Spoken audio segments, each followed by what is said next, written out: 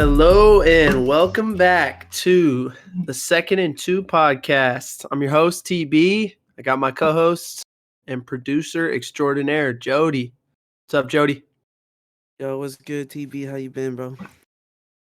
I'm good, man. Just getting through the new year, getting back into the swing of things. You know how that goes. So,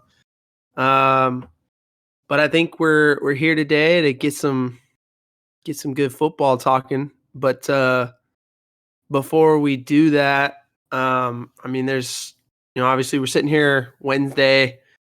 We're basically 2 days, almost 2 full days out since what happened to Damar Hamlin, and I think I would be upset, if we didn't start our show by talking about that, and just hoping and praying for him to be okay.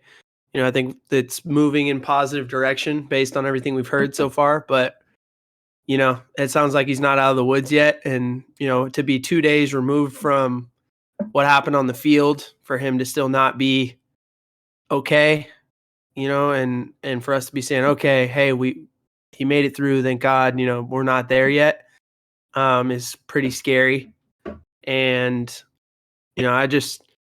I don't know that there's any kind of story or like larger angle here with this. I think a lot of people are trying to make, I've seen so many different things since this happened, and it bugs me because I think people are trying to take this one event and make it some larger story instead of, or fit it into their thing, their agenda that they want to talk about, instead of just saying, hey, like, our focus should be, is this guy okay?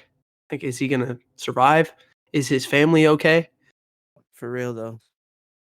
And, I think you watch it, right? Obviously, we have a great football game going between two really competitive teams. They're fighting for the number one seed.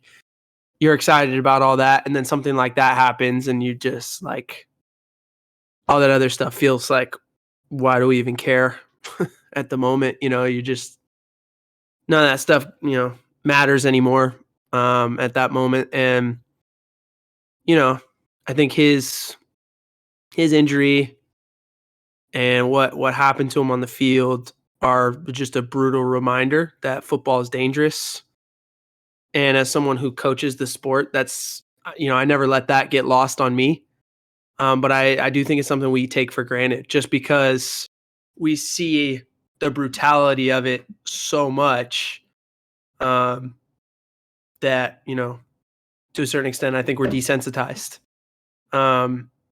And seeing the faces of his teammates was probably like the biggest thing for me that made me feel that panic, because like, I know we can both relate to this. I mean, your best friends and legitimate, family outside of your actual blood family are your teammates. Like, some of my best friends, like all my best friends in life, I think, if I really think about it, all of my best friends in life, I was either a teammate or I coached with them. Jody's my boy, and the reason is because we played high school football together, right? Yeah, exactly. That's a fact right there. It's just, I don't know. When you told me what was going on, because I was at work, I told you then, I was like, bro, my fucking heart, it just hurts. Like that, like you said, it's a reminder of how crazy the sport can be. And when I saw it for myself, I was like, bro, that's just the craziest thing that could ever happen. And you don't want that to happen in general. It's just my dude Damar Hamlin was making the play, and then next thing you know, it's just a crazy accident that occurred, and nothing but love goes out to that man, his family, even the teammates, bro. Like, you saw them all praying, crying. Like, Yeah. that's the worst thing that could ever happen. Yeah, and I think, knowing how that, like, what it feels like to be a teammate, just because you've gone through battles together, like, you've been through the run where coach is making you run and you're looking at each other like, bro, are we gonna make this? and then that's the dude that you look at and he's like, "Hey, we're good." Yeah. You know what I'm saying? Just keep it pushing. We're almost there, you know? And then you make it, and that's the person that you're like, "Hey, we got through that together." Or, "Hey, we won this game together. Like, can you believe how many times do we get together with our old teammates and what do we talk about? This thing that happened, we were playing together. This game that we found a way to win, or this game that we lost, we failed in that moment and we can't fathom it. We still look back on Yeah. it. We're still upset Like, about it. how But did like that happen? Yeah. those battles you go through together, whether it's wins or losses, like those are things, those experiences, those shared experiences link you Yeah. forever. And that's so powerful. So like I have no idea what it feels like to see a teammate on the field, having an AED strapped to their chest and like real deal, their heart has stopped. But I could empathize. Like I saw those faces. That's all I could think about was just, you can empathize with how they're feeling because you know what it feels like to have a teammate and what that might feel like if you felt like your teammate was in serious, serious danger at that moment. So, like you said, prayers go to DeMar, nothing but love for them and their family and the players who were on the field from both teams who had to see all that. Credit to Sean McDermott and Sean Taylor. Like I think they set an example for coaches everywhere. It's something I will never forget in my coaching career. That again, the first job you have as a coach is to take care of your players. That will always be your first job. And no matter what level you're coaching at, that's always your first job. And I thought they did a commendable job of taking care of their players and putting their players first before anything else in that moment to make sure that their dudes were okay. So I commend them. Obviously, the first responders who made it possible that DeMar is still alive right now, and could hopefully recover. And then the other thing that I think comes out of this is like the outpouring of love and support from the entire sports community, not just Oh yeah. the Buffalo Bills fans, not just the Bengals fans, but like, I mean, you're seeing it everywhere The whole across community. Yeah. the whole sports community at large has been rallying behind him. You feel that love, and I think that's a small positive that comes out of that is just you can see how much people care. Um, so that's a really tough way to start the show, but it makes everything else that we talk about after this feel pretty lame, to be honest. But yeah, that's the most important thing. So, but yeah, I mean, Jody, I know we were talking about it during the game because, like you said, you're at work, and that was pretty tough moment, though. Oh yeah, that no doubt. You reached out to me, you're like, I could just tell it wasn't good when you said, "You watching this?" And I was like, "It's either good or bad." And then that next message was not what anyone would No, expect at all. I was like, man, I think like this is real. Like, I forgot. I don't even remember exactly what I said to you, but I know it was something along the lines of like, hey, man, like we might have real deal, just something tragic might have just happened. I don't know. Yeah. Yeah, I seen that and said, "Oh no." That's when I looked up what was going on. Cuz to me, when you said something happened, I looked instantly on the fantasy like, "All right, what's going on in the game?" And I saw the delay and I instantly thought like, "Oh, there's like lightning involved. There ain't nothing Hmm. going on." And then you hit me with that message. I was like, "Oh, this is a real delay. This ain't just like passing time." No, no, this is like real life and death stuff. Yeah. I really hope that it sounds like the NFL is saying all the right things in terms of trying to make sure those players get help, but I do think that's a real tragic thing to see, Yeah. like For right in real. front of you. So I'm really hoping that those guys are getting the necessary attention and they're not being like forgotten right now. Because what's going on with DeMar is really serious, and obviously we want everything for the best for him. But like for all those players to have to experience that and see that up close and personal on the field right there, there's no way that any of those guys will ever be the same. And so I really hope that people are paying attention the guys who are involved and were there, and from both teams that had to see that, and making sure that those guys are okay too, because that's a really tragic event, a traumatic event to go through. So thoughts and prayers to everybody involved there, and hopefully we end up with good news by within the next few hours, next couple days, whatever it takes. But hopefully, we just at the end of the day, we end up with good news. And we really, DeMar, we hope you're okay, man. Again, tough to kind of move on and talk about other stuff, but that's what we do. So we're gonna try. We're gonna do it. Yeah, power through it. Just it's gonna be tough with our next topic coming up, considering the implications that game had. But the playoffs moving forward, yeah, that's the next big thing coming up after this following week 18. So yeah, it's one of those deals where you write the basic outline or script of a show, and then something happens right before that, like this, where it takes all precedent, and then everything that you've prepared for seems, pretty irrelevant afterwards. But this is what we have. So we're gonna look at the playoff picture, like Jody said, and hopefully we can pull it up here.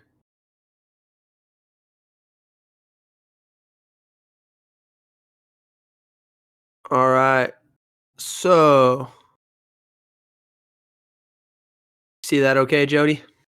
You can't go into full screen. I can see that right there. Okay. You just gotta zoom in on the picture. Yeah, okay. So, we're going into week 18, and this is what we've got here. These are the most likely playoff matchups based on what's projected to happen this week. A lot of stuff could still happen, so we'll kind of go through what we think could happen, and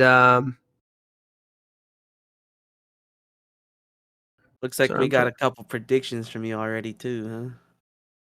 Well, I mean, this is what the most likely scenarios based on, percentages of like who's expected to win these games this week. Yeah.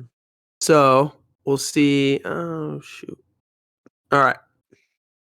Technical difficulties. Sorry, everybody. Okay. That's a little better.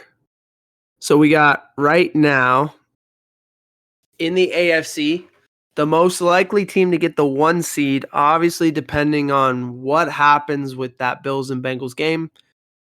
Who knows what they'll do with it? I mean, I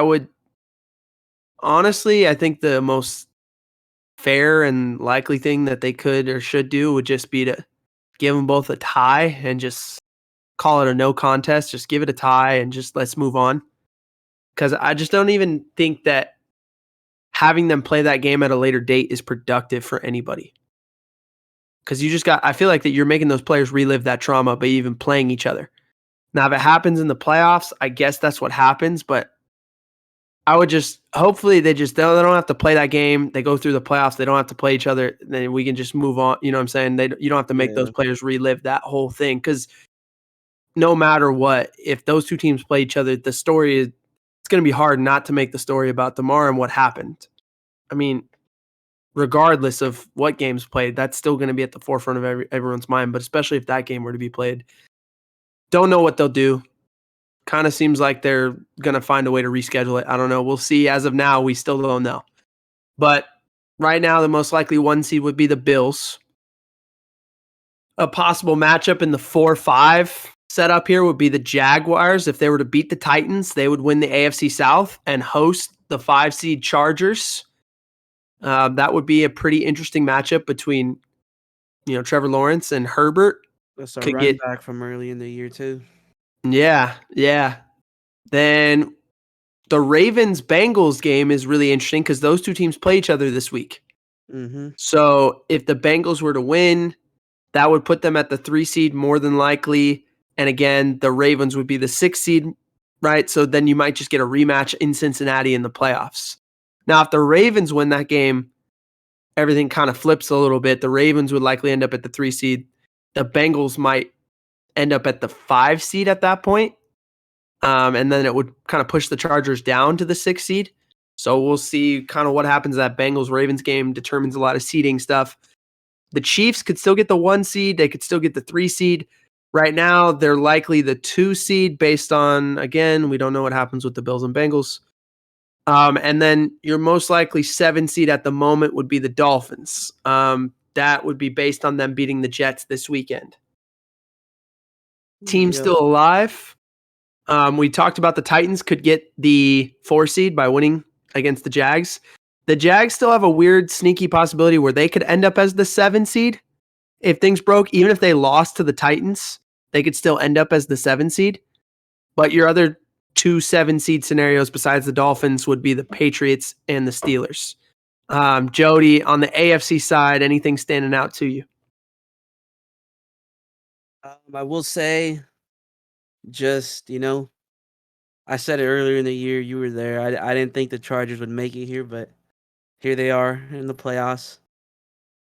The Dolphins, man, they need to figure something out. I don't believe Tua is coming back this week yet. So, and Teddy just broke his finger. They need to hope and pray they could beat the Jets over there in that second play of the divisional game. And then Jaguars Titans. That's this week. We'll see who pulls that off. We'll get into that a little bit later, but yeah, I think the Patriots could very well make it in, and even the Steelers. Our guy, Mike Tomlin could get that 9-8 record and sneak in there just like last year. So Yep. It'll be a fun weekend for sure. Yeah, I think it would be kind of fun to see the Steelers make it in. They got to beat Cleveland. They need the Pats to lose to the Bills, and they need the Dolphins to lose to the Jets. If those things were to happen, the Steelers are in. And that's even destiny. I mean, if you really think about it, are the Bills going to beat the Pats? Probably. That feels pretty likely. Are the Jets going to beat the Dolphins without Bridgewater or Tua? It's possible. That feels like it's a 50-50 toss-up. Like, it feels like that could happen. And then are the Steelers going to beat Cleveland? They just beat Baltimore on the road. Yeah. They've beaten some tougher teams than Cleveland recently. So could they beat Cleveland? Yeah. Like, I know it's 3 things that have to happen, but feels like those 3 things could all very, very easily happen, and the Steelers could end up as the 7 seed. And then we could see Tomlin with another winning record, sliding into the playoffs again. Like, Mike Tomlin, how does he do it? He's a master. He's a wizard. Unbelievable. But flipping it over to the NFC. All right. So right now, man, the Eagles are trying real hard to make this difficult. But right now, they still would be projected to be the 1 seed. Now, I had a conversation about this the other day. Someone was asking me about the Eagles. I don't think all their problems are just Jalen Hurts, man. Jalen Hurts being out has not helped. Yeah, but I think they've had larger issues for most of the season that they've been so good in other areas. They've been able to kind of mask their deficiencies. And they've also had a case of the injury bug recently. So no Lane Johnson. Yeah, you're going to feel that. No Jalen Hurts. You're going to feel that. No Gardner Johnson. You're going to feel that. No Robert Quinn, who you traded for in the middle of the season. You're going to feel that too. So they've had a lot of injuries. So it's not like they've just all of a sudden been bad. They've had injuries, but I do think some of their deficiencies have showed up more recently, and the Cowboys and the Saints were able to take advantage of those things, especially with the injuries that they were feeling. So I don't think that Hurts coming back magically solves their problems. I think, they're certainly not a shoo-in, and as far as if they get the 1 seed, they're just going to be in the Super Bowl. I don't feel that way about the Eagles. And there's always the team every year that peaks early. They hit their stride really early, but inevitably have that kind of late season fall. And so the question is, can the Eagles regain that steam? Because sometimes when teams have that fall late, they never get it back, and then they just end up losing in the playoffs. And it's like, man, what happened to that team? They were so good in week 12. It's like, well, they hit their peak in week 11, week 12, There is something to be said for peaking at the right time. At the same time, if you're that good, you're that good and you'll figure it out, which I do think the Eagles are a pretty talented team. They're well coached. They'll get some dudes back healthy. So we'll see what happens with them. But right now, they would still be projected to get the 1 seed. You have the Bucks as the 4 seed. They have locked up the NFC South. They are guaranteed to be the 4 seed. The Cowboys, it's like 90%. The Cowboys are going to be the 5 seed if they don't win the division. But if they somehow can, the Eagles lose and they win, they could end up anywhere from 1 or 2, I believe, maybe even 3. There's a lot going on there at that point. But more than likely, the Cowboys are going to be the 5 seed. So the 4-5 Bucks Cowboys looks like the most of all the matchups we may or may not have going in the playoffs going into this weekend. That one looks like it's the most certain, most probable would be Bucks Cowboys. Then the Vikings coming off that rough loss to the Packers. They are the 3 seed. They would play the Giants, the 6 seed. The Giants are locked into the 6 seed right now. So they'll be the 6 seed regardless. More than likely, unless the Niners were to lose and the Vikings were to win, the Vikings will be the 3 seed. So it looks like, Vikings Giants is pretty likely too. We just had that game 2 weeks ago. Really good game in Minnesota. So, the Giants will get another shot to redeem that overtime loss. More than likely, it looks like. The 49ers right now would be the 2 seed and the Packers would be the 7 seed. And it feels like we get a 49ers-Packers playoff game about every 4 years, and it's always pretty good. So if that's a matchup, I don't mind it. That would be fun. And teams still alive for that 7 seed right now, the Lions and the Seahawks. The Seahawks need a win and a Packers loss. The Lions need a win and a Seahawks loss in order to get in. The Packers, they just got to beat the Lions on Sunday Night Football, and they're in, which is why they're the most likely 7 seed right now. Me personally, I'm really rooting for the Motor City Dan Campbell Fighting Lions to beat the Packers, and the Rams would have to beat the Seahawks to help them out. But Jody, anything stand out to you in the NFC side? Yeah, I'm just for the very obvious one. I guess there's 2. Tom Brady pulling it off, making it back to the playoffs for 1 at the tender age of 45. Aaron Rodgers getting hot late, smoking the Vikings to have that chance to fight for a playoff seed. Me and you would not have guessed this a few weeks back, that's for sure. No.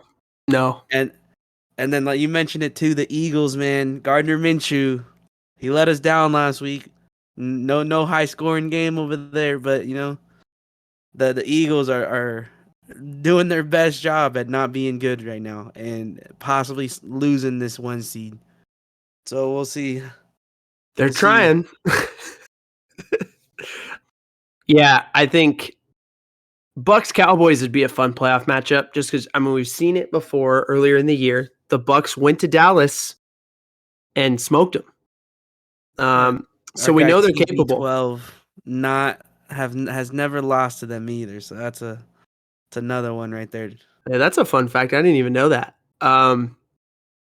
It does it not feel like the kind of game where if it's Bucks Cowboys and we're not there yet, but does that not feel like the kind of game where the Cowboys get up early, they're up 17-3 at the end of the first half, and all of a sudden in the second half it's 34-30 and Brady has the ball and he's driving down to go score. Minute 40. And somehow the Cowboys clock management gives him another chance or something crazy. There's a bad penalty and now Brady's throwing in the end zone to Mike Evans and they're winning the game. Does that not have that classic feel? Oh no, that definitely does. That's the start of their Super Bowl tape right there. Oh, Tom man. Brady down late in the first round of playoffs. Mike Evans touchdown. It just the Bucks have decided that they're going to wait until they're down 14 in the fourth quarter to start playing. The Bucks are like, that team is like the literal meme of you ever seen the guy who's this? And then it's like, he does that in the seat, the meme with the guy playing the game. and he's like, Yeah, yeah, yeah, he's yeah. leaning back, but then it's like, oh, okay, it's time to start really Yeah, playing. yeah, sits That's the forward. Buccaneers. Yeah. That's the Buccaneers as a team right now. Like it seems like they wait for the game to be like really in the balance where it's like, okay, we better do it now or we won't do it, and then they somehow do it every time. It unbelievable. They have like they've got 4 or 5 wins this year that are. It feels like there's no way they should have won the game. I mean, the Rams game, the Cardinals game, the Panthers game they just played. The Saints game. I mean, man, they have just found ways to win when they needed to, and credit to them. I mean, they won the NFC South. It wasn't a very good division this year. They're 8-8 right now, and they have it locked up. But credit to them. You know, they went and did what they needed to do to win the division. So, and they're going to host a playoff game. So, Yeah, that's it's wild, bro. The fact that that's gonna happen is crazy. yeah, Tom Brady, man. yeah. Close that up. All right, so moving forward, we mentioned a couple of these scenarios in that graphic we just seen. We had the Titans Jags coming up, win and get in for both teams. We got them. The winner obviously wins the AFC South. We got the Jags though; they're coming off of 5 wins out of their last 6 games, and the Titans, on the other hand, 6 straight L's for them. Them boys are hurting. So I mean, when I said you were predicting things, you had the Jags up there being the most likely item. That it obviously makes sense. The Titans, their last win was back in November 17th, bro. Oof, Yeah, oof, it's been some time for oof. them boys for sure. And then let's see the other scenarios talking about Ravens Bengals. Winner takes the AFC North. I don't know why I was saying NFC. I'm sorry. We got the Bengals on a 7-game win streak. That's a pretty crazy stat. And then 3 of the last 6, the Ravens have won, so they're 50% in their last 6 games. And their 3 losses all come to the Browns, Steelers, and Jags. So that it's gonna be a tough game for them against the Bengals if those are their last 3 losses right there. Yeah. And then see Packers and Lions, that divisional game over there for that last seed, possibly for the Lions if they get the Seahawks to lose like you mentioned. We got the Packers with 4 out of the last 5 games being wins. Their loss came to the Eagles by 7 points. Ooh. Yeah, And I remember then that game. It wasn't oh actually that close though. If yeah. that game, it was a 7-point game, but like it never really felt that close. The Eagles were always seemingly up by 2 scores. But yeah, go ahead. Didn't mean to interrupt. No, you're good. That's funny because box score. You look at Yep. that like, oh, that was a good game. Yeah. It really wasn't, but okay. Yeah, yeah. So the Lions, 4 out of the last 6 are wins. They lost the Bills and the Panthers. That Panthers being a week or 2 back in the cold, they couldn't handle it.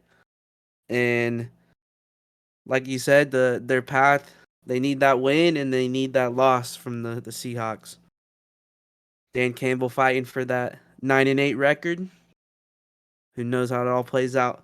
Gonna be a fun weekend though. How do you feel about all of it? Yeah, I mean, those are I think the game I'm most looking forward to is obviously the Sunday night football game.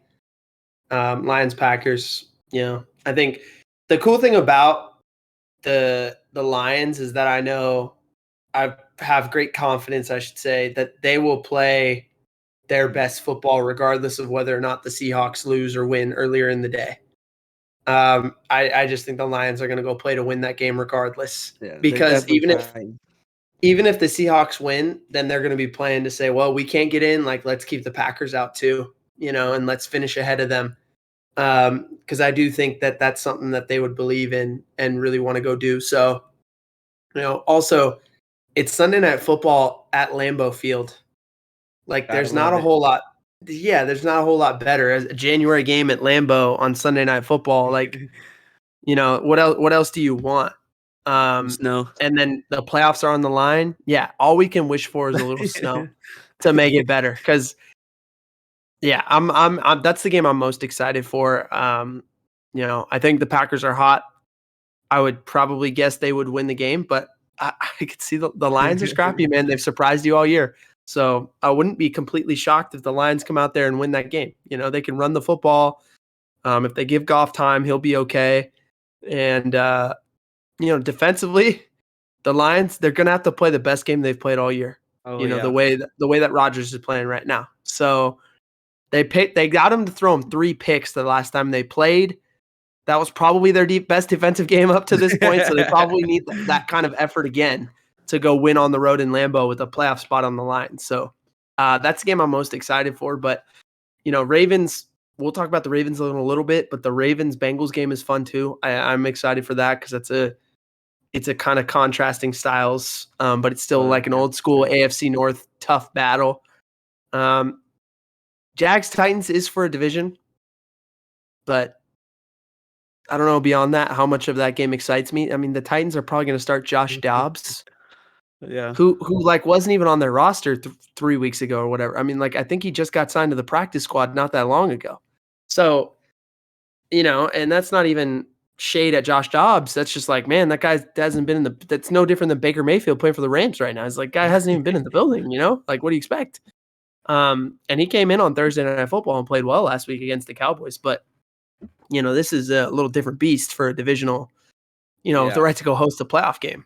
And the Jags are playing arguably better than anybody in football right now, the way that they're playing and the way that Trevor Lawrence is playing. So I'm excited for all those games, but definitely Lions Packers for sure.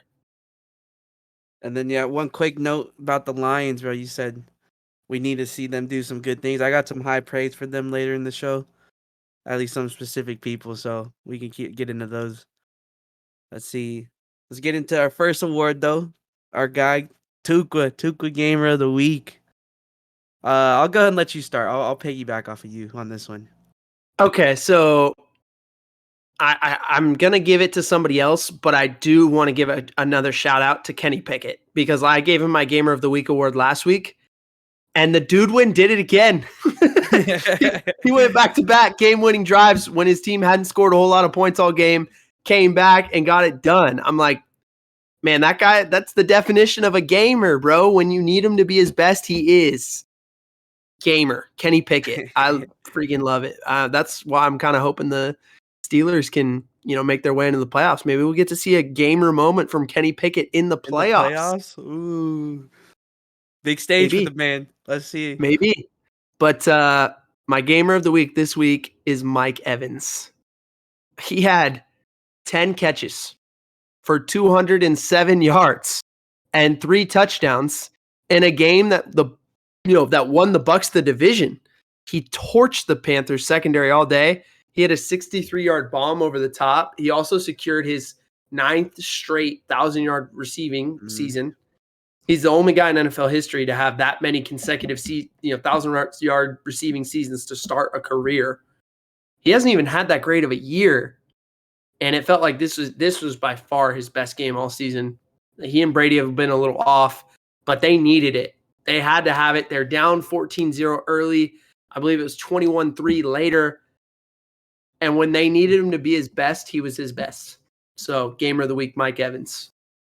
Yeah, so the reason I said I was piggybacking you, when I first wrote down my guy, I didn't realize that yours was not Kenny Pickett. So for me, I'm going with TB12, as I mentioned earlier. This man, 34 for 45. He went 70% or 75% on completions. Was that 432 yards, 4 touchdowns, 3 being to Mike Evans, 1 he ran in the classic sneak.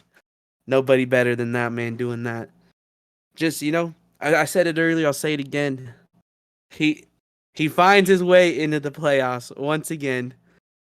I don't think that says anything else. That's the ultimate gamer right there. When I've probably seen 2 years maybe of this guy not making it, and that's before he was winning Super Bowls. So hats off to that guy, Tom Brady, the vet Brady, right there.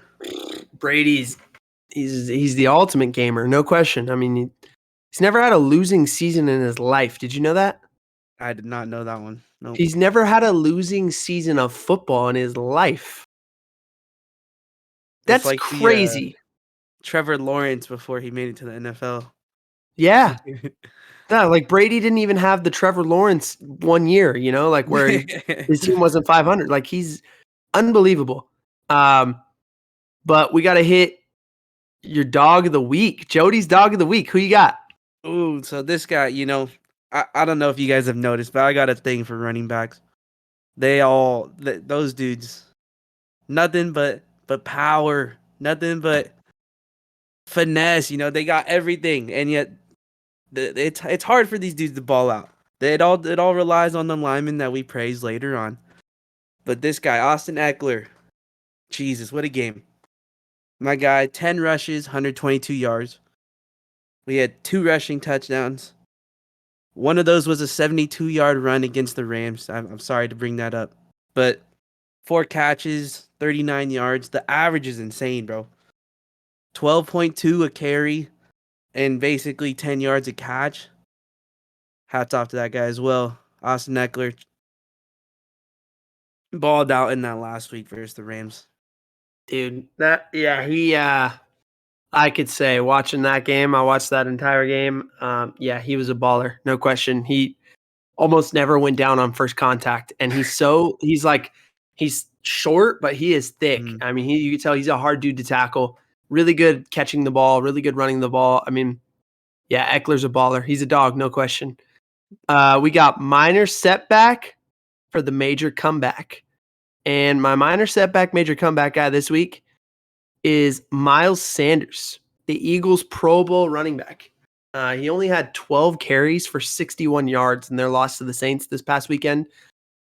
Pretty clear the offense is missing Jalen Hurts, but especially I think Miles Sanders is really missing him because of the trend we discussed last week. Teams add that quarterback to the run game. And I think for Miles Sanders, not having that real run threat at quarterback, Gardner Minshew is definitely different. So they're having to run a little different Back in offense. the box a little bit.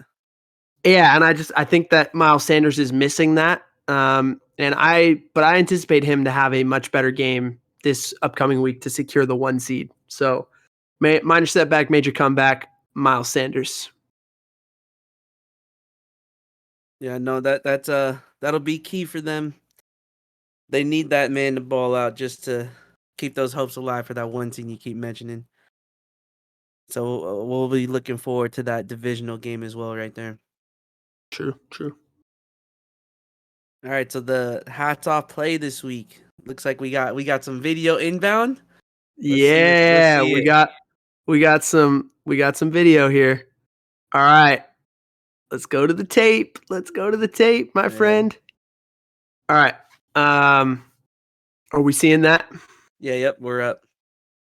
So, we got Aiden Hutchinson, no cap, hats off. Okay, first off, Jody, if you're looking at the screen right now, what are you seeing from the Lions?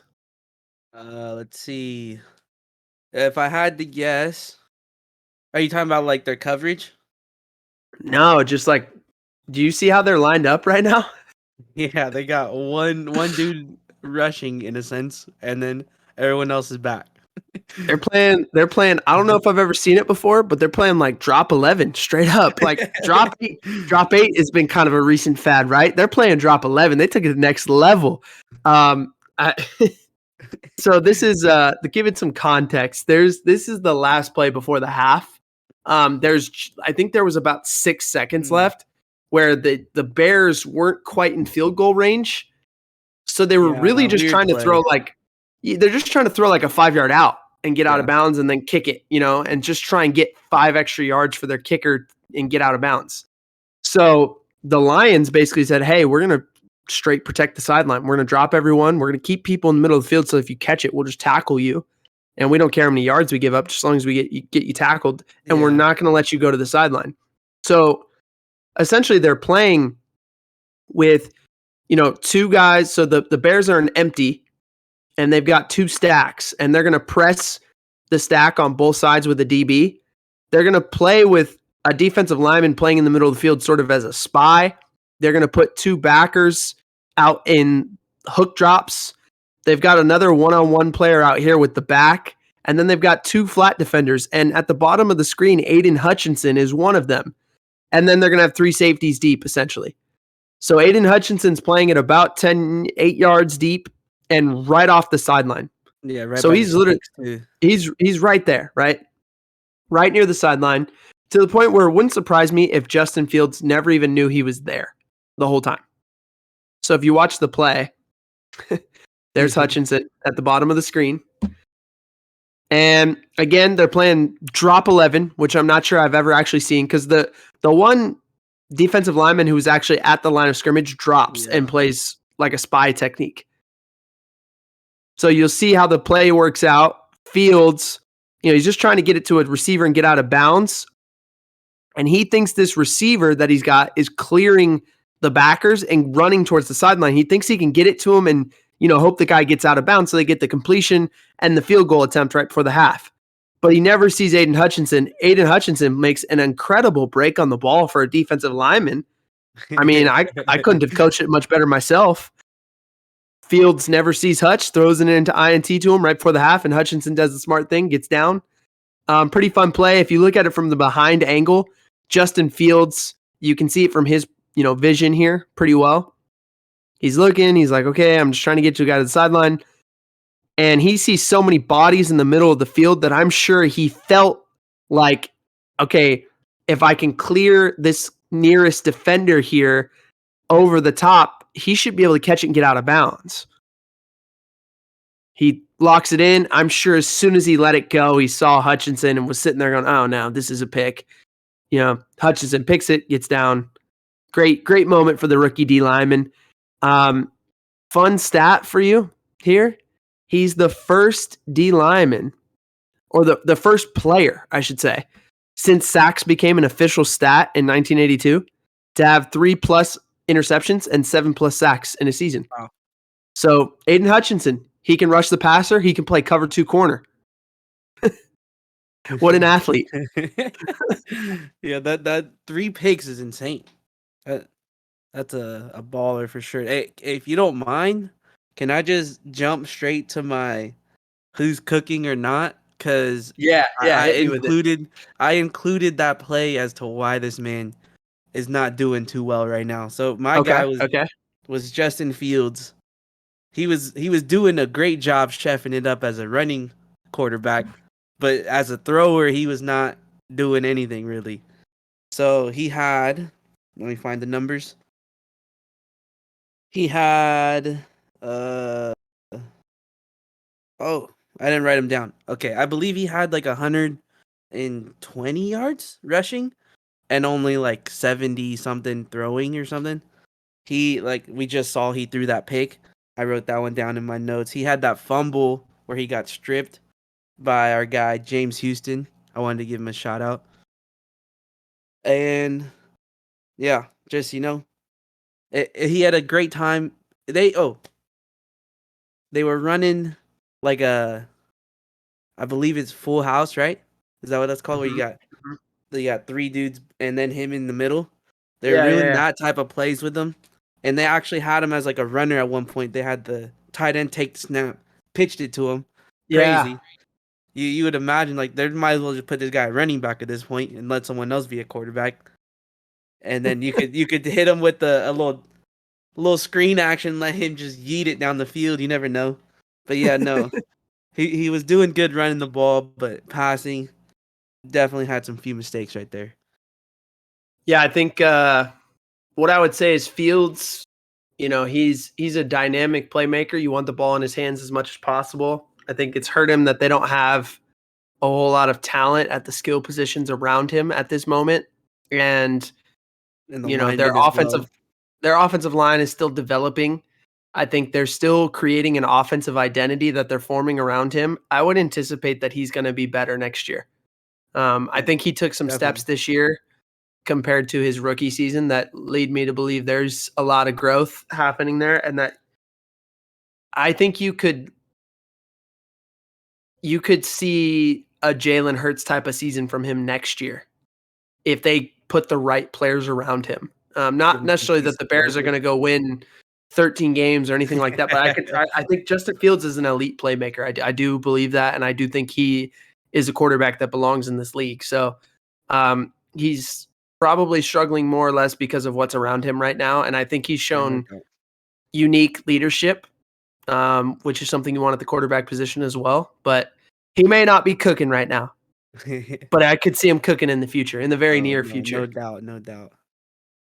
My cooking award, for a first for the Who's Cooking Award, I'm giving it to two guys from the same game. Same game. Yeah, I know. Never I'm breaking the rules. seen two people in general from one guy, I got Jarrett Stidham and Brock Purdy. These guys put on a show in Vegas. Stidham went 23 for 34 in his first ever start, 365 yards, 3 touchdowns, and he had 2 picks, but one wasn't, quite his fault. And then his counterpart, Brock Purdy, 22 for 35, 284 yards, 2 tubs, and a pick. Really fun overtime game between 2 young QBs who are just slinging the rock. Purdy, I believe he's the first rookie to start 5-0.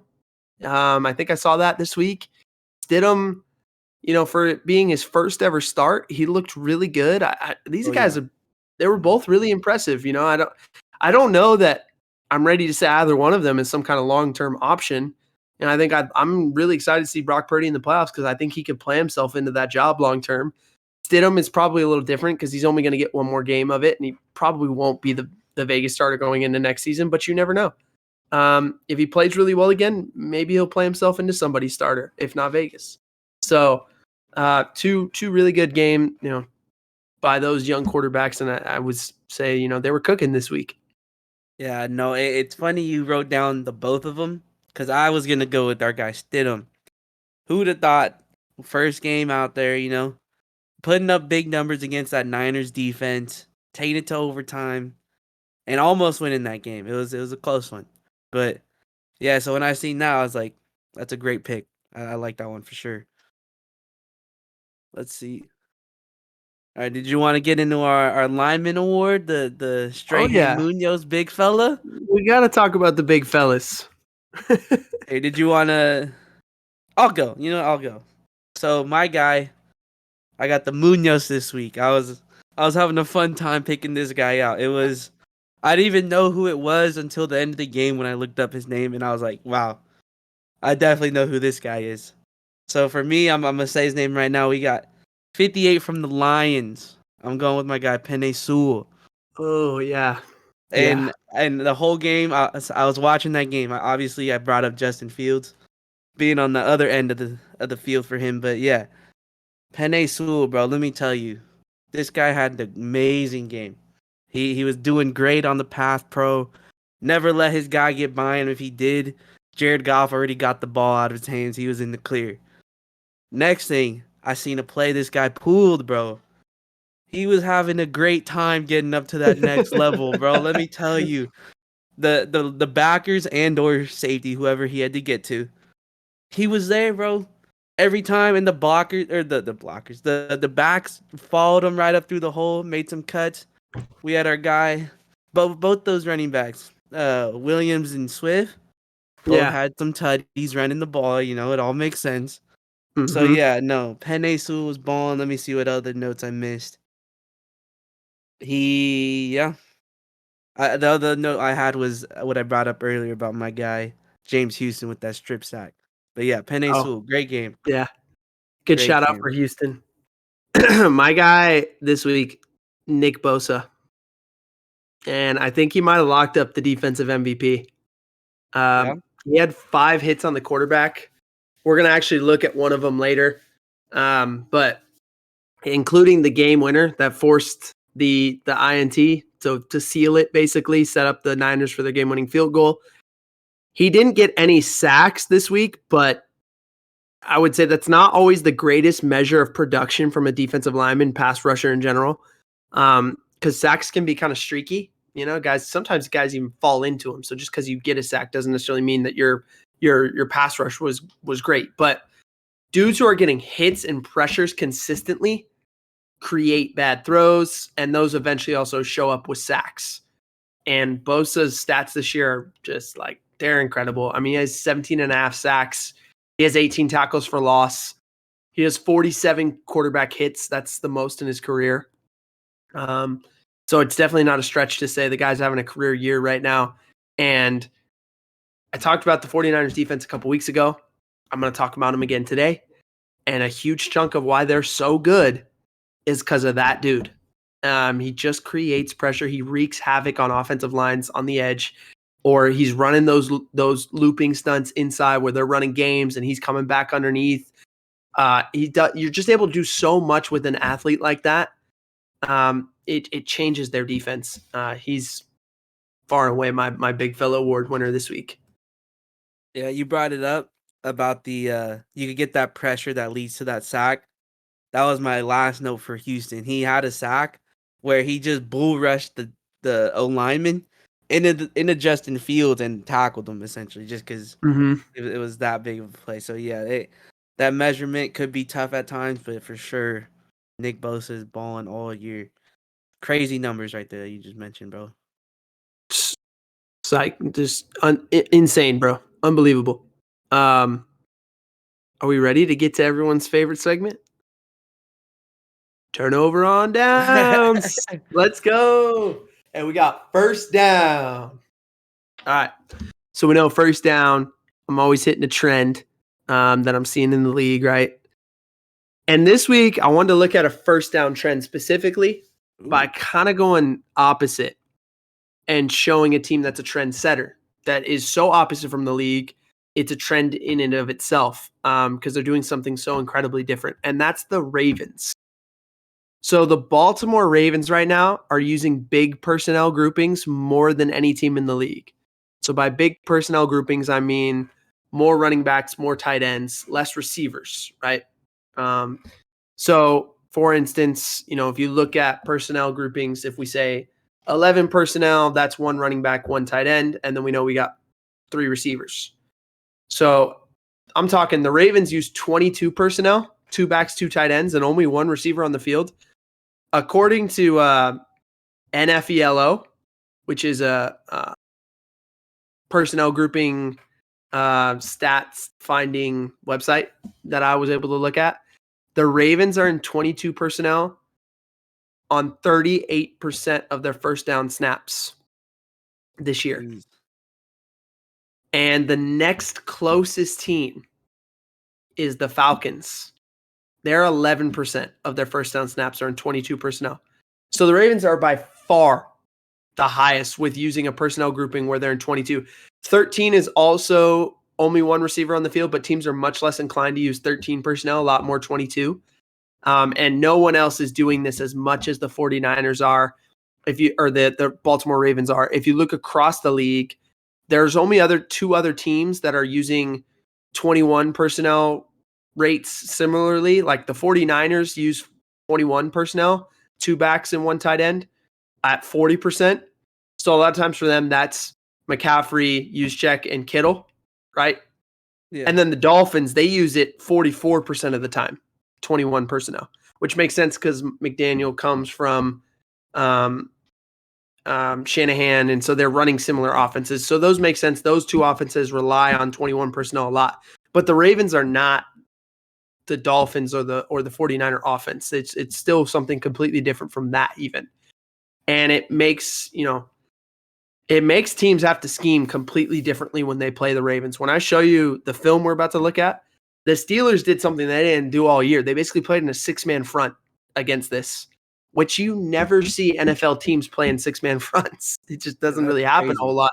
Like a true 6-man front where they're putting 9 in the box and saying, okay, we're not going to let you run the ball on us. And they're doing that, though, because the Ravens are in 21 personnel, right?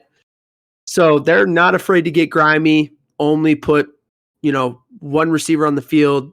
And that helps them actually because they have so little receiver depth right now. So it actually makes sense for where they're at from a team standpoint as well. But I'm going to show a couple of clips of first down snaps from their game most recently against the Steelers on Sunday Night Football. So we'll look at that right now. All right. So we're looking at it here on the screen. So is this 1st and 10 for the Ravens at the 32-yard line going in, right? They're the 32-yard line closest to the end zone to score. They've got a 22 personnel set on the field. So this is what we would categorize as pro Houston pair. So what that means is you've got your 5-0 lineman, your center, right guard, right tackle, and then they've got a tight end with another tight end sitting off the hip right there. And this may be what they call a fullback, actually, and that's why it's 22 personnel, so that there's a tight end with the back sitting right next to him, and then you're going to have another tight end offset to the left over here, right? So you've got the one receiver who's out wide on the left-hand side, tight end inline, another tight end on the opposite side with a wing sitting right on his hip, right? And then they're in a pistol formation with the quarterback and running back. So the Steelers counter that with a 6-man front, right? They've got 1, 2, 3, 4, 5, 6 guys on the line of scrimmage right now. 5 of those are defensive linemen, and one of them is Tremaine Edmonds, who's a really good linebacker, or I should say safety, who's on the line of scrimmage right now. And then they've got 2 off-ball linebackers, a corner, and a safety. So they're really playing with a 6-man front and 9 essentially in the box at this point, or 8 with a 9th one really close to being in the box. Now, what this does is the Steelers are trying to put enough guys on the line of scrimmage so that the Ravens can't pull, right? Because the Ravens love to run power and counter and pull guys. But the gamble and the risk of that is when you put guys on the line of scrimmage, they can't get over the top versus pull. So what you're counting on is penetration to mess up the power and counter right now. But if you don't get that penetration, those guys, you don't have guys who can get over the top. So what you're going to get here from the Ravens is a basic GT counter, right? So they're going to hinge and seal with the tight end and the wing backside. They're going to pull the backside guard and tackle as the kick and the wrap. So the guard will kick out as the first puller, and the tackle is going to wrap back inside for the nearest backer. The center's going to block back on the nearest defensive lineman, and then everyone else is going to block down. The left guard, left tackle, and tight end are all going to block down on their man, right? Making sense so far? Yeah. So you can see how this kind of works out. Now, what did I say, right? If they don't get penetration right now, there's no one to get over the top. So what happens is the Ravens are able to get this thing sealed, and you can see the alleyway that's forming, right? And boom. Now what happened was the corner really should have been the cutback player here, because the way the Steelers are playing defense, anytime you get 2 pullers, you need a 1-fitter, 2-fitter cutback, right? And they never had their cutback player here because really the cutback player was the corner. But because they don't have a third true backer in this thing, the corner's got to essentially play like a backer and get over the top versus power or counter in this case. And he never gets there. So look at the cutback lane. And it's a 12-yard gain or 15-yard gain on first down. Now, when we look at it from the behind angle, the great thing about this tape and what I love about looking at about the behind angle of it is you could just see the angles of the blocking so well, right? He's the backside tight end, hinge and seal, backside wing and tight end, both going to hinge and seal on Watt and Edmonds. The 2 pullers are going to kick and wrap for 56 and 51. You're going to have all the rest of these guys coming down, right? And then you'll see what happens with cutback. And so you can see right here defensively how it should fit, right? He should be your edge player. Watt should be next, 92, 57, 97.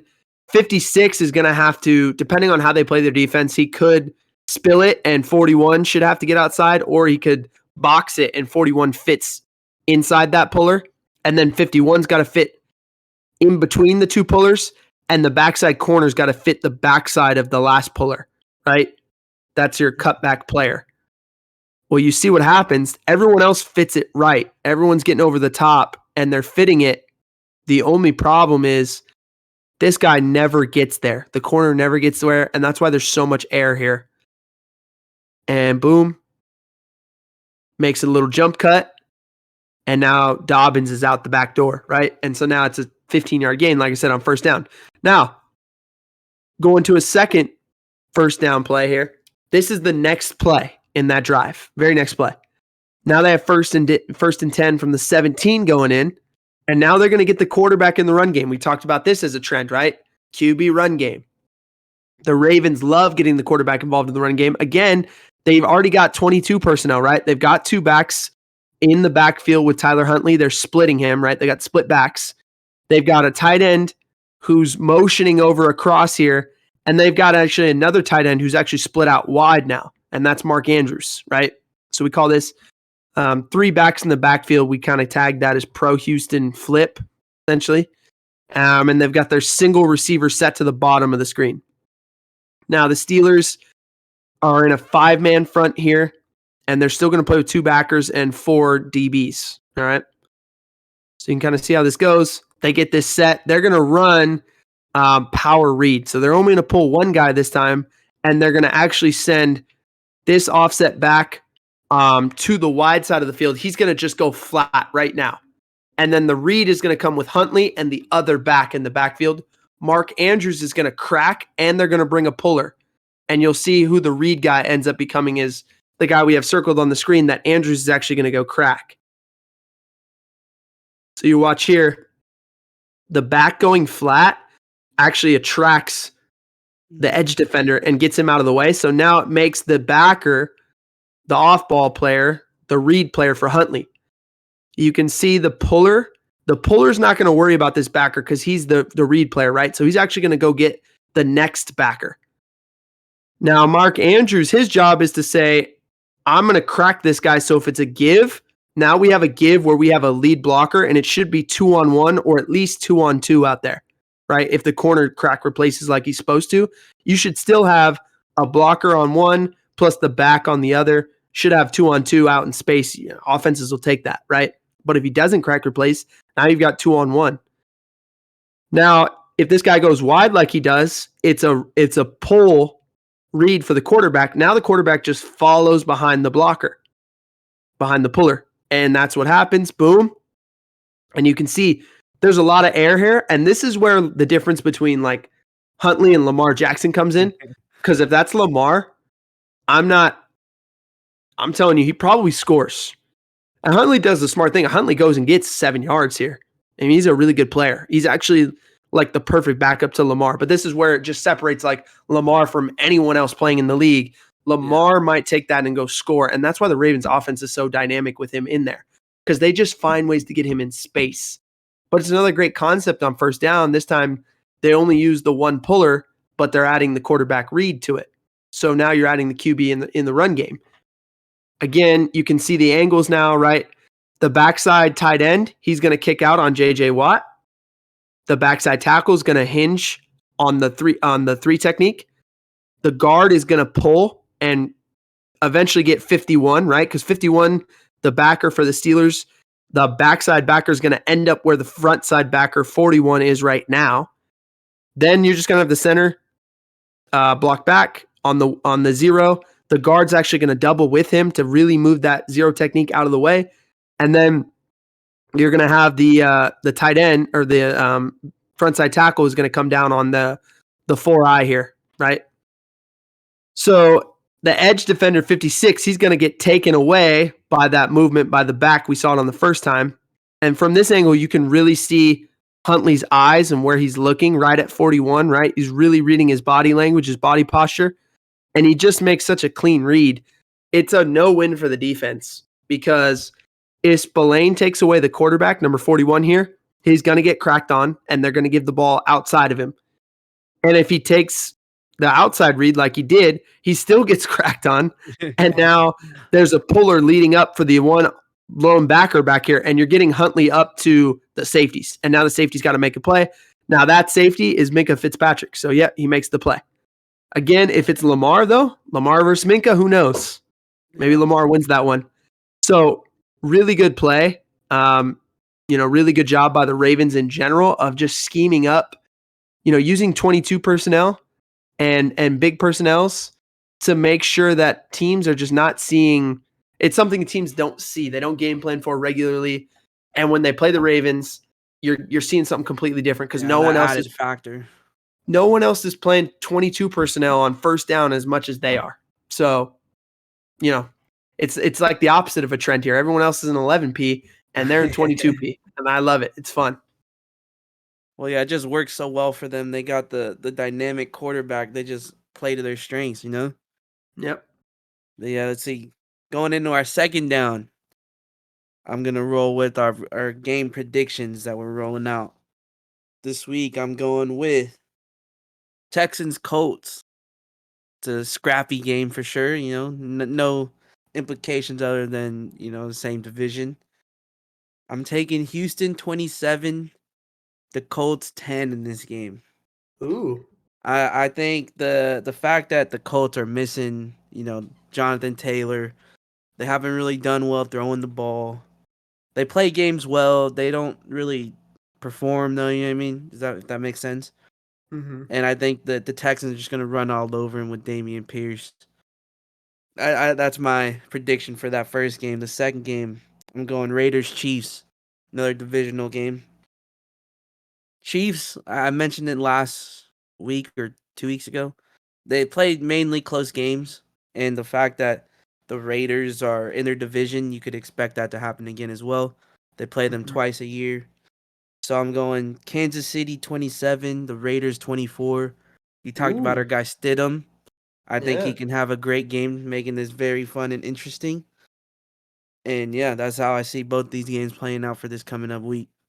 Yeah, I mean, Russ made it a really good game against KC at Arrowhead this past week. I think they actually won the game, 27-24, right? Yeah. So, yeah, that was the score. So you could be in line for another, I think what you're talking about, competitive game from the Raiders and for the Chiefs, trying to lock up maybe the 1 seed, at least the 2 seed for them. It's still a big game regardless, either way. Yeah, I could see that for sure being a close game. Let's get into our third down where you bring in the plays on third down that you've been seeing. Third down. Yeah, we're going to break down 2 third downs in the Raiders 49ers game. I talked about this earlier. This will start as fun for Jarrett Stidham, and it will end as fun for Nick Bosa. So we'll look at 2 different plays here. So this is earlier in the game. This is the third quarter. The Raiders, I believe, first possession of the third quarter here.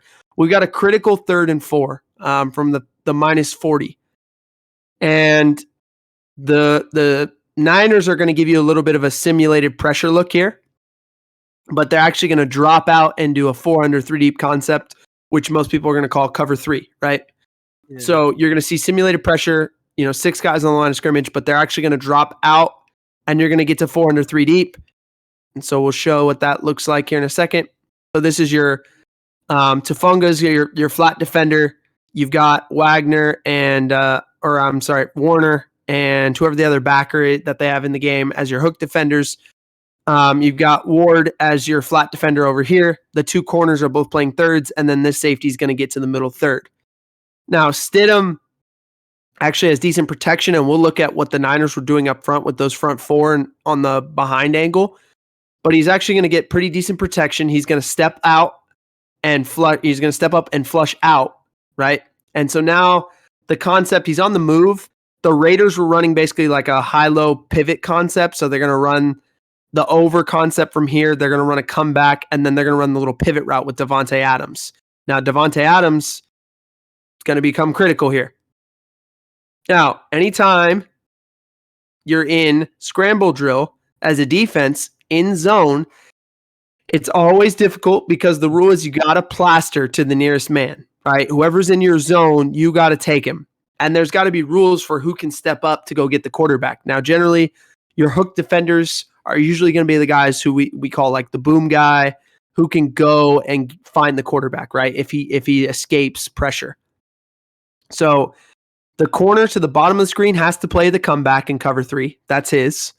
The flat defender should be playing the pivot route by Davante Adams. So Tufunga here should probably be the one running with Davante Adams in scramble drill. The middle of the field safety cuts the over route, so he's already running to it, and the backside safety is going to play the essentially what turned into the backside post by the number one receiver. And then Jimmy Ward, who's the backside flat defender, he can be free here, and you'll see as the play keeps going what happens. And then you've got Warner in the middle of the field here who can be free. So you'll see what happens on scramble drill. Both of these guys, the hook defender and flat defender to the side that Stidham's scrambling out to, both step up versus Stidham being, getting out of the pocket and scrambling. So they both step up, and everyone else pretty much does their job plastering to receivers. But you're going to see here in a second, Davante Adams, no one plasters to him, right? And see, he's highlighted here. Because no one plasters to Davante Adams, Stidham puts his foot in the ground, does a great job, knows he's going to take the hit, and all he's got to do is just get it to him. He knows he's so open. He's just got to get it to him. So this isn't like a coverage bust by the Niners. This isn't like, oh no, this great play that the Raiders drew up on third down or this awful coverage by the Niners. None of that. It's just one guy escaped pressure and made a play. And the mistake that the Niners made is no one took the initiative to say, I'm going to find Davante Adams and I'm going to stick to him here in the scramble drill. Again, I don't know what different teams have different rules for what they do in scramble. So I can't tell you specifically who on the Niners messed this up, right? If it were our team and we were playing cover 3, I'm going to tell the flat defender, hey, that's running to you in the flat. You got to stick to that guy. You can't step up. Your eyes can't be back to the quarterback at this point. I need you to go play that guy. Let the hook defender who's sitting here and the other hook defender and the backside flat defender, all those guys can be free and go chase the quarterback. I need you to go cover. And, he steps up and he's actually the one who delivers the hit on Stidham here. But unfortunately, even had he stepped up, Fred Warner, hard to criticize that guy. He's so good. There's an opportunity where if he had just gotten his eyes right here, he could have taken over for it, right?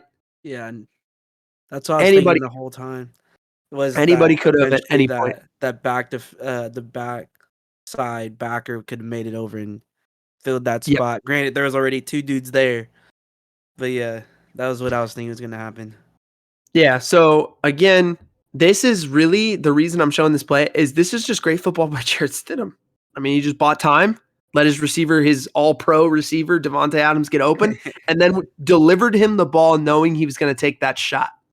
So that's big boy stuff from Jarrett Stidham. From this angle, you can see, okay, you're getting the simulated pressure, but those guys are going to drop out. Now, Bosa is going to rush and get up the field, and he's going to turn the corner a little bit here, but he doesn't have anyone coming with him. And Big 94 here is going to rush inside. The 3 technique, he's actually going to end up in the A gap. The opposite 3 technique is going to end up in the 5 technique over here is going to end up in the B gap. And then they keep the tight end to block. I believe that's Foster Moreau is going to stay in to block, and he's going to end up being one-on-one with the end out here. So you'll see what happens, right? No one on the Niners is really winning their rush except for Bosa. And Bosa's winning his rush, but he's getting up the field. So he's forcing Stidham to step up. But when Stidham steps up, there's no one there. No one's there to fill in. No one's there to fill the cup, right? So now when he escapes, now that Bosa got up the field and he's behind the level of the quarterback, now it's like there's a giant void where Bosa came from because no one filled that void by rushing with him. So now Stidham escapes. And again, scramble drill, you give a guy this much time versus zone coverage. If you guys aren't really good on your plaster rules and making sure you stick to those guys, that's what happens. Now, come back later, right? We got 3rd and 10. This is a critical moment in the game in which I believe the Niners are winning by 3. The Raiders are driving, right? They got the ball on the 39-yard line going in. Stidham has played really well. He's, at this point, he's got all the confidence in the world. This time, the Niners are showing a similar look, right? Up front. Yeah. But they're not going to simulate. They're not going to simulate pressure this time. They're not simulating. They're bringing heat. Gage 8. They're bringing heat. So what happens is the Raiders are going to be in a deuce formation, so they're in 11 personnel. So they're going to have 2x2 just with a tight end, and the tight end's to the top of the screen here. And so the Niners are actually just going to play cover one. So they're going to play man. Corner's got him, right? Corner's got the number 1 receiver. Slot corner's going to take the number 2 receiver. A safety's going to take the back. This other safety's going to take the tight end. The other corner's got the receiver, and then the last safety is going to play the middle of the field. Everyone else is in their pressure, so they're going to send 5. But the way they do it is nasty because they run a game with the interior 3. And so you'll see what happens. But this time, DeMeco Ryan says, I'm not going to let Jarrett Stidham go buy time for his all-pro receiver. I'm going to force the issue this time. So the Raiders are trying to run this, what we call a follow concept. It's basically double digs here. And they really want to open the window for number 1, which is Mack Hollins in this case. They want to take these guys inside and create true one-on-one with all kinds of space with a guy breaking inwards, right? And that throw, if it's on the money, is a great concept to run here. But on 3rd and 10. But as we said, the Niners create all this pressure. So as Stidham is trying to release the ball right now, getting hit by, who I argue should be the defensive player of the year, Bosa, in the face, right? Yeah, just plastered. Yeah, so ball gets out, but it flutters. And it's before Stidham was really ready to throw. The ball flutters. Ends up being an incomplete pass, but you can see on the ricochet, it was almost a pick for the 49ers. Now, this is the angle you got to see it from, though. So nasty. So the Niners are going to run a little game with their 5-man pressure. We would call this, in our defense, we call it missed. So you have, I'm going to cross face through the center. I'm going to cross face through the opposite guard. And then Bosa's going to wrap around. So for people who can't actually see it, what the Niners did is they took, I'm assuming this has got to be some kind of personnel package for them on 3rd down, 3rd and long like this, because they took Samson Ebukam, who's normally an edge rusher, Fred Warner, who's normally a backer who's really good in coverage, but can also pressure, and then Nick Bosa. And they put all 3 of those guys inside. and then kept 2 other edge rushers outside to just keep essentially contain leverage rush, right? They're going to leverage rush while these 3 inside run the game. And so Ebukam's just he's going to cross face, Warner's going to cross face, and then Bosa's going to come and wrap all the way around. And we've talked about these games before with the Niners, right? We showed it before and why they're so good at it. Now they do it with these 3 guys because there's just so much speed. And look at this. When you get the guard to turn and the center to both turn their hips this way, it's over. Because now this center, he can't come back to pick up Ebukam, and this opposite guard can't get back to pick up Warner, so that the front side guard can get Bosa on the wraparound. So what happens? Look at Ebukam does such a good job of getting that guard to just completely turn his back. Doesn't even see him, bro. To Bosa. He never sees him. And Bosa, this is the thing. You can run this, but have a player who's not athletic enough to bend his hips and get around the corner here this tight and actually show up. I mean, Bosa's literally wiping his booty. Yes, he's touching it. And that's exactly how you coach it. This is teaching tape, man. I'm telling you. Bosa is really good. You could run this with anybody, and it wouldn't look the same. But because you're running it with that guy, you're running with Bosa. I mean, this is Stidham he knows. You know what I'm saying? Like he knows. Like I got to get rid of this thing right now. And Bosa coming free as a bird in week 17 when other teams know it's not like the Raiders are stupid, right? And they don't know this is coming. They practiced that this week. I guarantee you they did. Their O-line coach harped on it. They talked about it. Hey, we get 3rd and long situations. This is what's going to happen. This is what they're going to do. On the previous 3rd and 4, they went with a straight rush, right? And now when they get in the 3rd down, they want to bring the pressure. They want to play the game. Now they play the game up front.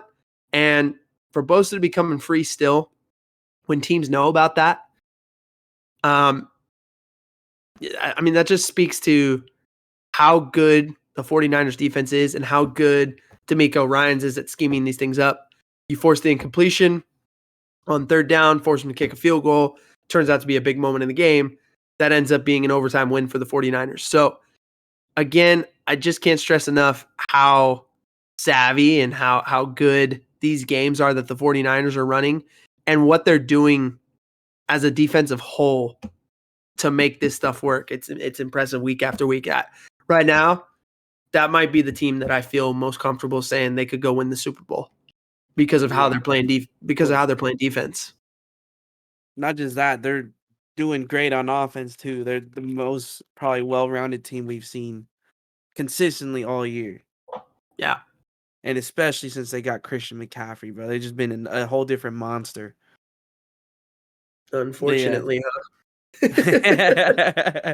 So 4th down. We're looking at where I messed up last week at this point, you know? I told you the Ravens would win if they had Lamar. And I said maybe Huntley could do it. They didn't do it. You know? The Steelers, we mentioned them earlier. They took that dub 16-13. We talked about I said the Commanders would win with Carson Wentz still at the helm. Nope. That didn't happen. And then I said it would be a decent scoring game with the Eagles and the Saints, you know. That didn't happen neither. Yeah, I don't know. At this point, you guys should just fade me on all my picks. All my predictions I did earlier. You should just be like, you know what, this guy's out of here. Don't listen to him. Yeah. Don't listen to Jody. It's been a rough couple weeks, but we'll get back for the playoffs for sure. And it all starts right now, you know what I mean?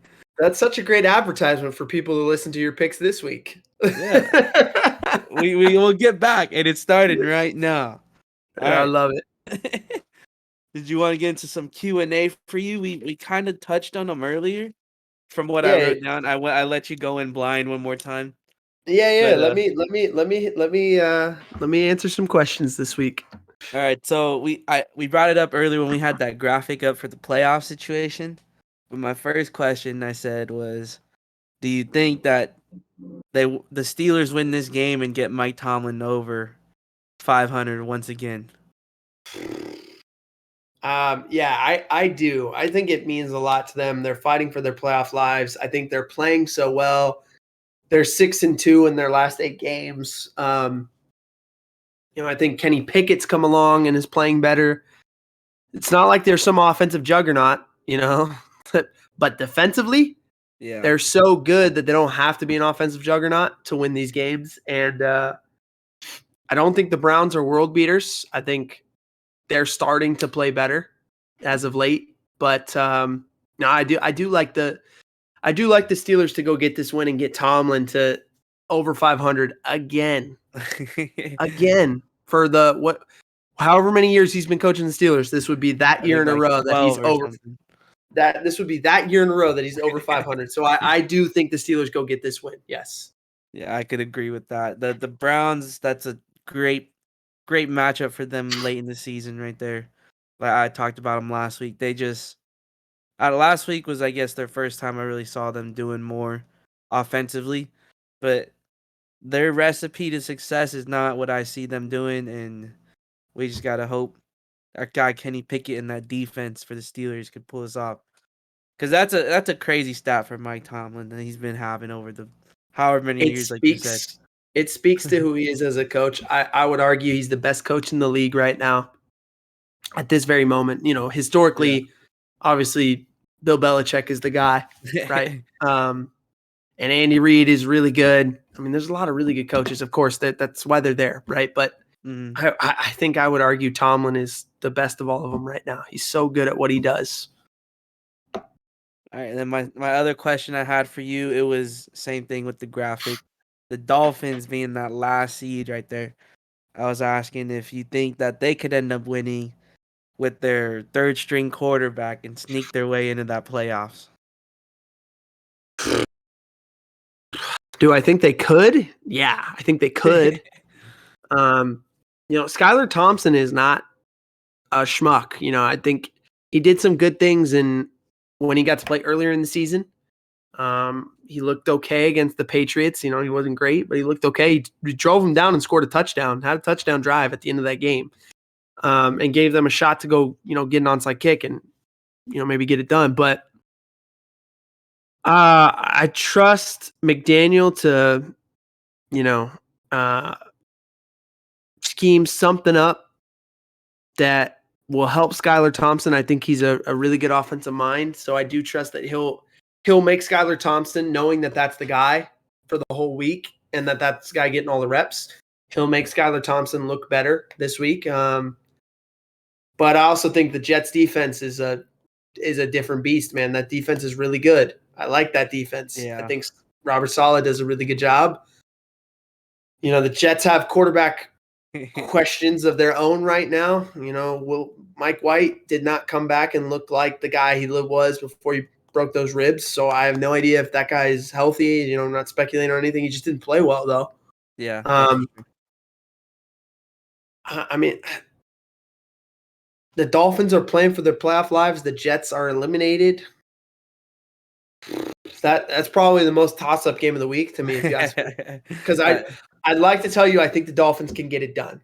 Because I do think they can get it done. It's hard to say Skylar Thompson on limited reps, as good as their head coach is, and as good as, you know, the stuff that he does.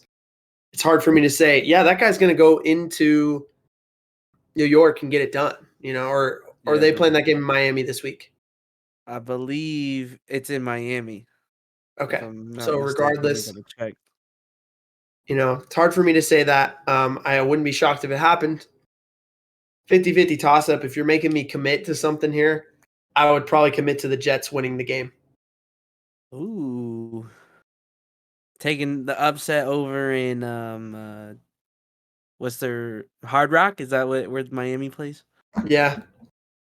Yeah, we can name this episode The Upset in Hard Rock. Yeah, because it sounds compelling. It's not as compelling as it sounds, but it sounds good. So